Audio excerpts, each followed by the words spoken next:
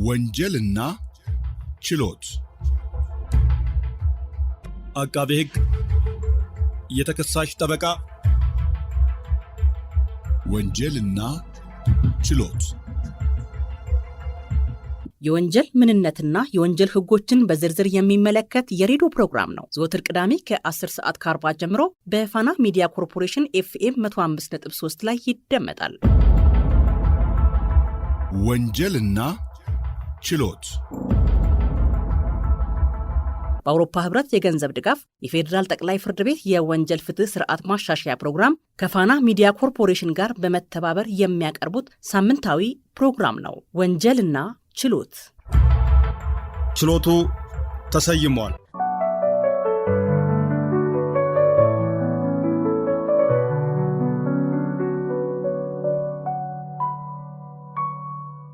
የህፃናትን የጉልበት ብዝበዛን በተመለከተ ዓለም አቀፍ ህጎች በዋናነት ህፃናትን ከጉዳት ለመጠበቅና መሰረታዊ መብቶቻቸውን ለማስጠበቅ የተነደፉ ናቸው። በዚህ ዙሪያ ዓለም አቀፍ የሥራ ድርጅት ILOና የተባበሩት መንግስታት ድርጅት UN ህፃናትን ከብዝበዛ ለመከላከል ጠንካራ ስምምነቶችን አውጥቷል። እነዚህ ህጎች በዋናነት ዝቅተኛ የስራ እድሜ ህፃናት ወደ ስራ ከመግባታቸው በፊት የግዴታ ትምህርታቸውን ማጠናቀቅ እንዳለባቸውና እድሜያቸውም ከ15 ዓመት ያልተናነሰ እንዲሆንና በአንዳንድ ታዳጊ ሀገራት እንዲሁም ከ14 ዓመት ማነስ እንደሌለበት ይደነግጋል። አደገኛ የስራ ሁኔታዎች ህፃናት ለጤናቸው፣ ለደህንነታቸው ወይም ለስነ ምግባራቸው ጎጂ የሆኑ የስራ መስኮችን ለምሳሌ በማዕድን ቁፋሮ፣ ከኬሚካል ጋር ንክኪ ባላቸው ፋብሪካዎችም እንዳይሰሩ፣ አጠቃላይ አቅማቸውን የማያማክሉ ስራዎችን እንዳይሰሩ ይከለክላል። ሰላም አድማጮች፣ የወንጀልና ችሎት ፕሮግራማችን ነው። ቀዳሚ የምናደርገው ዓለም አቀፍ አጭር ታሪክ ባልደረባዬ ብሩክ ድንቁ ያሰማንና ከህግ ባለሙያ ጋር ወደሚኖረኝ ቆይታ አልፋለሁ። አብራችሁን ቆዩ።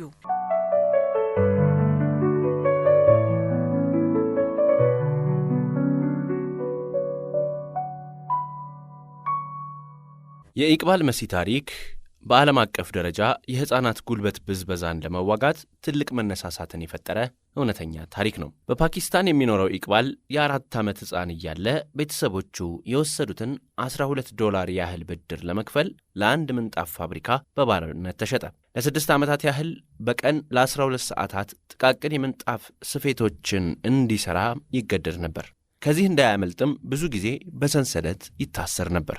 ነገር ግን 10 ዓመት ሲሞላው ከፋብሪካው አምልጦ የወጣ ሲሆን የህፃናት ጉልበት ብዝበዛን የሚቃወም ድርጅት ተቀላቀለ። ከዚያም ከ3000 በላይ ህፃናት ከባርነት እንዲወጡና ትምህርት ቤት እንዲገቡ ትልቅ አስተዋጽኦ አድርጓል። ኢቅባል በዓለም ዙሪያ እየተዘዋወረ ስለ ህፃናት መብት በመናገሩ ዓለም አቀፍ ትኩረትን አግኝቷል። ይሁን እንጂ በ12 ዓመቱ በትውልድ አገሩ በደረሰበት ጥቃት ሕይወቱ አልፏል። ይሁንና የኢቅባል ታሪክ ዓለም አቀፍ የሥራ ድርጅት ILO አዳዲስና ጥብቅ ሕጎችን ለምሳሌ ኮንቬንሽን ነምበር 182 እንዲወጡና ሀገራት የሕፃናትን ደህንነት እንዲጠብቁ ከፍተኛ ግፊት አድርጓል።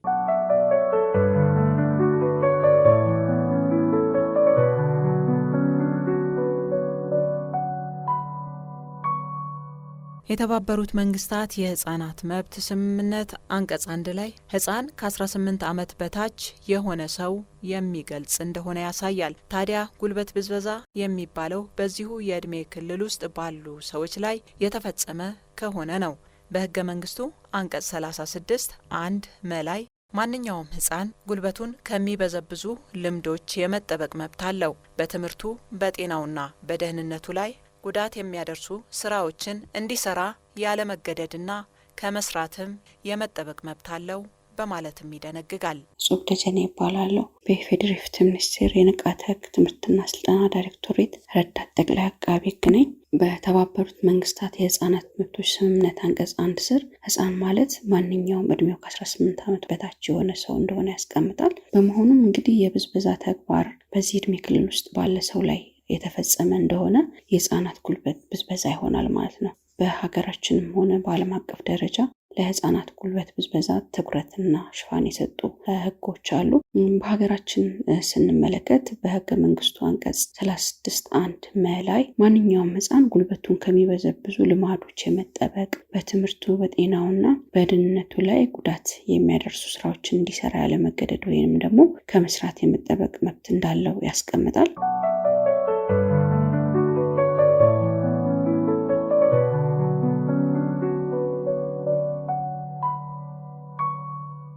የአሰሪና ሰራተኛ አዋጅ ቁጥር 156/2011 አንቀጽ 89 ስር እንደተደነገገው እድሜያቸው ከ15 ዓመት በታች የሆኑትን መቅጠርና ከስራ ጠባይ ወይም ከሚያከናውኑት ሁኔታ አንጻር ህይወታቸውን ወይም ጤንነታቸውን ለአደጋ በሚያጋልጥ ስራ ላይ ወጣት ሰራተኞችን ማሰማራት ክልክል ነው። ይህንንም ተላልፎ በሚገኝ ላይ አስተዳደራዊና የወንጀል ኃላፊነት ያስከትላል። ህጻናት በምን አይነት ስራ ላይ ሲሰማሩ ይሆን የጉልበት ብዝበዛ ሊያሰኝ የሚችለው? ጤንነታቸውን ለአደጋ በሚያጋልጥ ስራ ላይ ወጣት ሰራተኞችን ማሰራት ክልክል እንደሆነ ያስቀምጣል ማለት ነው። እንግዲህ ይህን ተላልፎ መገኘት አስተዳደራዊ እና የወንጀል ኃላፊነት እንደሚያስከትል በአዋጁ ስር በግልጽ ተደንግጎ ይገኛል ማለት ነው።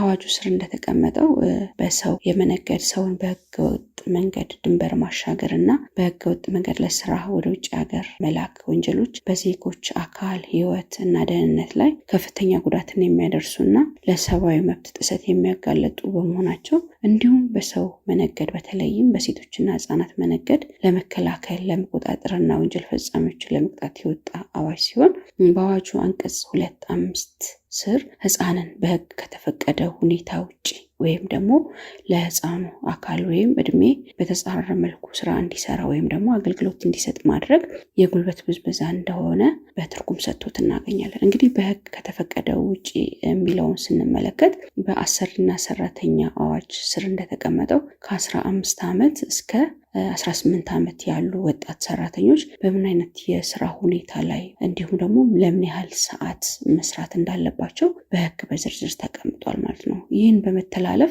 ከ18 ዓመት በታች የሆኑ ህጻናትን ስራ ላይ እንዲሰማሩ ማድረግ በህግ ከተፈቀደ ውጪ በመሆኑ ተጠያቂነት እንደሚያስከትል ተቀምጦ እናገኘዋለን ማለት ነው። የወጣት ሰራተኞች መደበኛ የስራ ሰዓት በቀን ከ7 ሰዓት መብለጥ የለበትም። በዚህም ማንኛውም ወጣት ሰራተኛ ከምሽት 4 ሰዓት እስከ ንጋቱ 12 ሰዓት በትርፍ ሰዓት ስራ ላይ በሳምንት የእረፍት ቀን ወይም በህዝብ በዓላት ቀን ማሰራት የተከለከለ ነው። እነዚህ ክልከላዎችን በመተላለፍ ህጻናትን በተከለከሉ ስራዎች ላይ ማሰማራት የህጻናት ጉልበት ብዝበዛ በመሆኑ ያስጠይቃል። በአዋጁ አንቀጽ 184 ስር እንደተደነገገው በወንጀል የሚወሰዱ እርምጃዎች እንደተጠበቁ ሆነው በዚህ አዋጅ ከአንቀጽ 185 እስከ 187 የተመለከቱት አስተዳደራዊ እርምጃዎች ክልከላዎችን በተላለፉት ላይ ተፈጻሚ ይሆናሉ።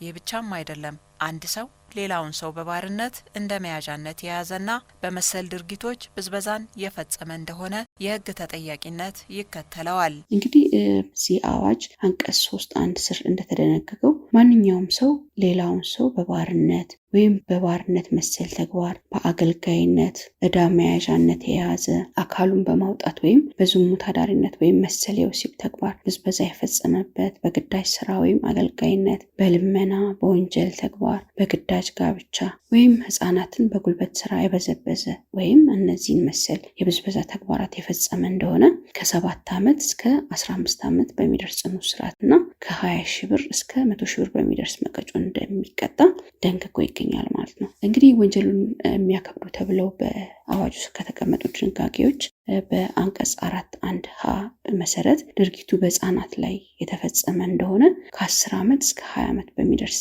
እስራትና ከ30 ሺህ ብር እስከ 100 ሺህ ብር በሚደርስ መቀጮ እንደሚቀጣ አዋጁ በግልጽ አስቀምጦ ይገኛል ማለት ነው።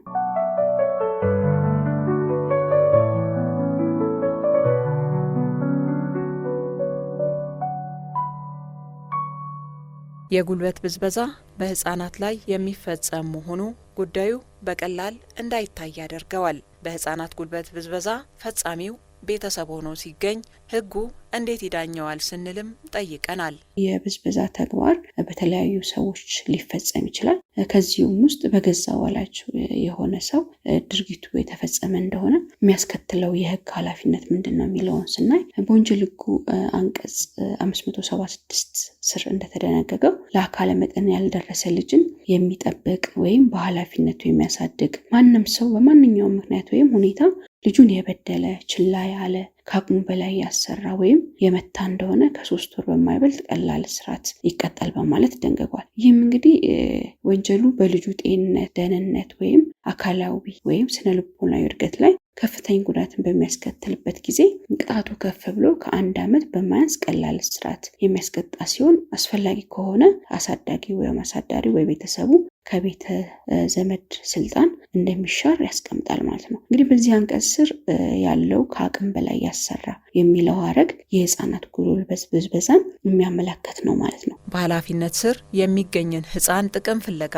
ያለበትን ግዴታ ቸል በማለት በከባድ ሁኔታ አካላዊ ወይም ስነ ልቦናዊ ጉዳት ያደረሰበት እንደሆነ በሕጉ የሚጠየቅበት ይሆናል። እንግዲህ ሌላው የምንመለከተው በአንቀጽ 659 ስር የልጅ ማሳደግ ግዴታን ስላለመፈጸም የተደነገገውን ድንጋጌ ነው። በዚህ ድንጋጌ ስር ማንኛውም ወላጅ ወይም የአሳዳሪነት ወይም የውስጥነት ስልጣን ያለው ሌላ ሰው ጥቅምን በመፈለግ በኃላፊነቱ ስር የሚገኝ ልጅ በከባድ ሁኔታ ያለ በቂ ጥንቃቄና እንክብካቤ ወይም ለስነ ልቦናዊ ወይም አካላዊ አደጋ ያጋለጠ እንደሆነ አካላዊ ወይም ስነ ልቦናዊ ጉዳት እንደሚያደርስበት ለሚያውቀው ወይም መገመት ለሚችለው ሰው ድርጅት ወይም ተቋም ልጁን ለረጅም ጊዜ የሰጠ እንደሆነ በቀላል እስራት ወይም መቀጮ ይቀጣል ይላል። በመሆኑም ወላጅ ወይም አሳዳሪዎች ህፃናት ልጆቻቸውን ስራ እንዲሰሩ እና ጉዳት ሊደርስባቸው ለሚችል አሰሪ ሰው ወይም ድርጅት የሰጡ እንደሆነ በዚህ አንቀጽ ስር ተጠያቂ ይሆናሉ ማለት ነው።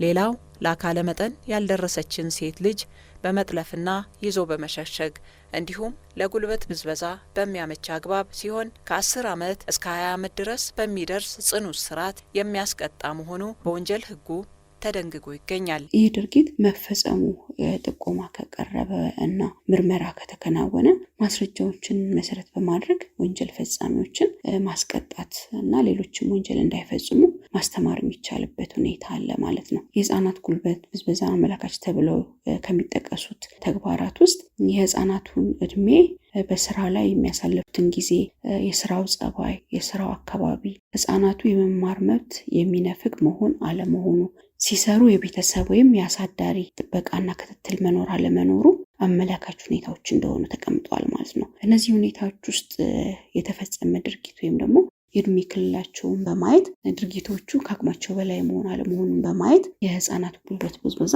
ተፈጽሟል አልተፈጸምም የሚለውን በማየት ህፃናቱን ከጉልበት ብዝበዛ ለመጠበቅ ጉዳትም ደርሶባቸው ከሆነ ያን ጉዳት ያደረሰውን ሰው ለመቅጣትና ለማስተማር እንደ አመላካች መሰረት ተወስደው ተግባራዊ የሚሆንበት ሁኔታ አለ ማለት ነው።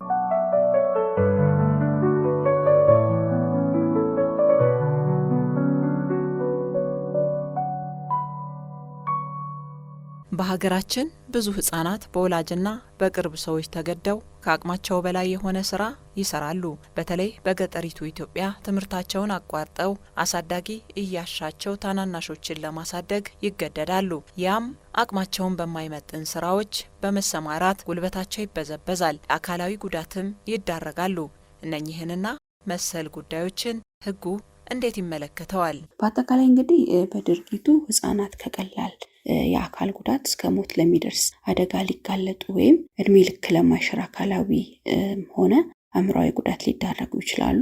በመሆኑም በህፃናት የመነገድ ድርጊትና የህፃናት ጉልበት ብዝበዛ የህፃናቱን የመኖር፣ የመማር፣ የጨዋታ፣ የእንክብካቤ፣ ጥበቃ፣ የመገኘት መብታቸውን የሚያሳጣ ተግባር የመሆኑን በመገንዘብ ድርጊቱ እንዳይፈጸም መከላከል፣ ተፈጽሞ ሲገኝ ፈጻሚዎች የሚቀጥሉበትን ስርዓት መዘርጋት እና ማጠናከር አስፈላጊ ይሆናል ማለት ነው። እዚህን መሰል የብዝበዛ ተግባራት የፈጸመ ሰው ከ7 ዓመት እስከ 15 ዓመት በሚደርስ ጽኑ እስራትና ከ20 ሺህ ብር እስከ 100 ሺህ ብር በሚደርስ መቀጮ እንደሚቀጣ አዋጁ አስቀምጦ ይገኛል ማለት ነው። እንግዲህ ብዝበዛና የህፃናት ዝውውር ወይም ደግሞ በህፃናት መነገድ የማይነጣጠሉ ነገሮችን ሆነው እንዳለ መገንዘብ እንችላለን ማለት ነው። በመሆኑም እንግዲህ የህፃናት ጉልበት ብዝበዛ ወደፊት አገር ተረካቢ ትውልድ እና አምራች የሚሆንን ትውልድ በአጭር የሚቀጭ ድርጊት ስለሆነ ትኩረት የሚያሻ ጉዳይ መሆኑን መገንዘብ እንችላለን ማለት ነው።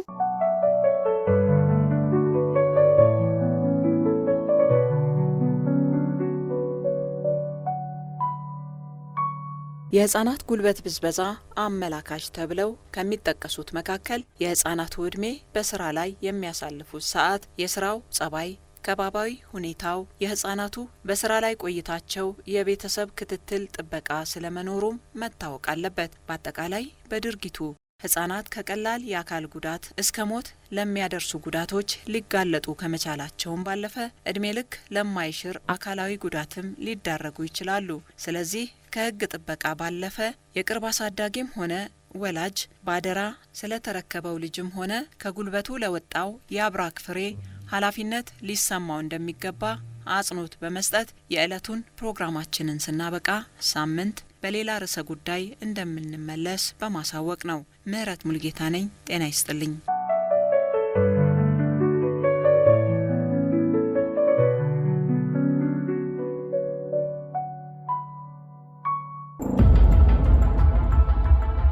ወንጀልና ችሎት አቃቤ ሕግ የተከሳሽ ጠበቃ ወንጀልና ችሎት የወንጀል ምንነትና የወንጀል ህጎችን በዝርዝር የሚመለከት የሬዲዮ ፕሮግራም ነው። ዘወትር ቅዳሜ ከ10 ሰዓት ከ40 ጀምሮ በፋና ሚዲያ ኮርፖሬሽን FM 105.3 ላይ ይደመጣል። ወንጀልና ችሎት በአውሮፓ ህብረት የገንዘብ ድጋፍ የፌዴራል ጠቅላይ ፍርድ ቤት የወንጀል ፍትህ ስርዓት ማሻሻያ ፕሮግራም ከፋና ሚዲያ ኮርፖሬሽን ጋር በመተባበር የሚያቀርቡት ሳምንታዊ ፕሮግራም ነው። ወንጀልና ችሎት። ችሎቱ ተሰይሟል።